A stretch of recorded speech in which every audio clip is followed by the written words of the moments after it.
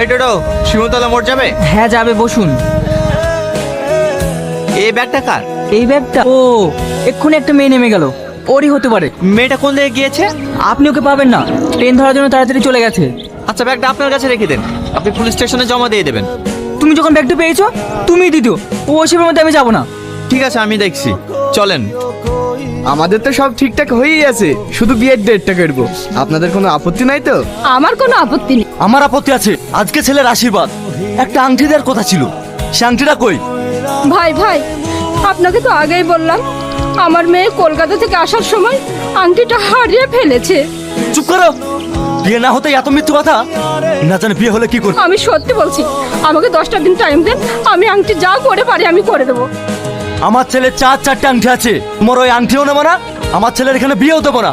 এই বাবু চল। ভাই আপনারা যাবেন না, দাঁড়ান, আমি মিথ্যা কথা বলছি না ভাই। মা, তুমি কাদের জন্য কান্না করছো? যারা সামান্য একটা আংটির জন্য বিয়ে ভেঙে চলে যেতে পারে, তাদের বাড়িতে আমি সংসার করবো কি করে? উপরওয়ালা যেটা করে ভালোর জন্যই করে। হ্যালো, কে বলছেন? বলছে আপনার যে আংটিটা হারিয়ে গেছে সেই বিষয়ে কথা বলতাম। ও, আপনি আংটি পেয়েছেন? কে আপনি? আপনার বাড়ি কোথায়? আমি কলকাতাতে থাকি। কলকাতা? ঠিক আছে, আমি কালকে কলকাতা যাচ্ছি। আপনাকে এই নম্বরে পাওয়া যাবে তো? হ্যাঁ পাওয়া যাবে। আরে হ্যাঁ, লেনদেন করার কিছু নেই, বললাম তো বন্ধুর মতো। ঠিক আছে, আপনাকে কলকাতা গিয়ে ফোন করুন। মা, ওই আংটিটা পাওয়া গেছে। পাওয়া গিয়েছে? হ্যাঁ মা, কলকাতার একটা ছেলে পেয়েছে, আমাকে এক্ষুনি ফোন করেছিল। কালকে আমি কলকাতা চলে যাব। ঠিক আছে, যাস মা, চল এখন খেয়ে নেগা। হ্যাঁ বলো। এই তোমাকে কতবার ফোন করছি, তুমি ফোন তুলছো না? একটু ব্যস্ত ছিলাম, বলো। আচ্ছা আমি বুঝতে পারছি না, সত্যি কি তোমার আংটিটা তুমি ফেরত নেবে না? না, আংটির থেকেও মূল্যবান কিছু হয়তো আমি পেয়ে গেছি। কি এমন পেয়েছো? যেদিন তোমার সঙ্গে আমার দেখা হবে সেদিন বলবো।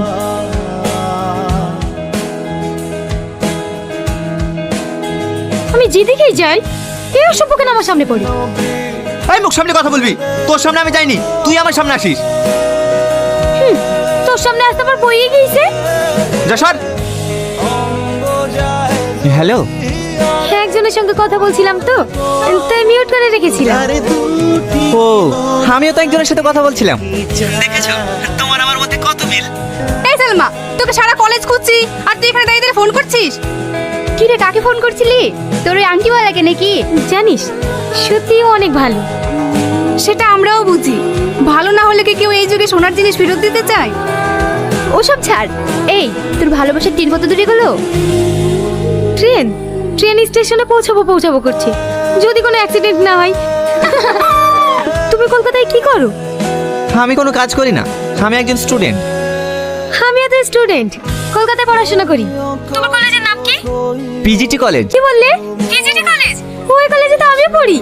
তুমি সত্যি বলছো? হ্যাঁ সত্যি বলছি, আমি কালকে তোমার সঙ্গে কলেজে দেখা করব। কিন্তু আমি তোমাকে চিনবো কি করে? আচ্ছা ঠিক আছে, আমি তোমাকে ভিডিও কল করছি, তুমি ধরো। না না, আমার অ্যান্ড্রয়েড সেট নেই, আমি একটা ছোট মোবাইল ব্যবহার করি। ও ঠিক আছে, কাল 10টায় কলেজের ছাদের উপরে আমি থাকবো, তোমার সাথে আমার ওখানে দেখা হবে।